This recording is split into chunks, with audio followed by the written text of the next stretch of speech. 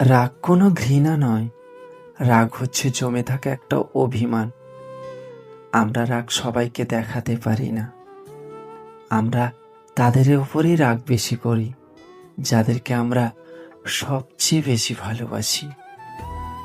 অচেনা মানুষের ওপর কখনোই রাগ করা যায় না। রাগের আড়ালে লুকিয়ে থাকা চাপা আর্তনাদ আমাদেরকে একটা জিনিসই বোঝায়, সে যেন আমাদের বোঝে, সে যেন আমাদের সময় দেয়। আমরা রাগ করলে চুপ হয়ে যাই, ফোন ধরি না, মেসেজে রিপ্লাই দেয় না।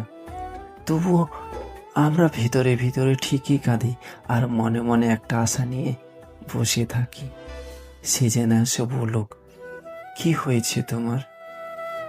তুমি কি রাগ করেছ? সরি, আর করব না।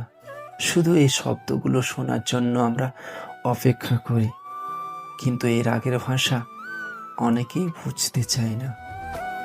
আর এই রাগ ভাঙানোর অভাবে অনেক ভালোবাসার মানুষগুলো হারিয়ে যায়।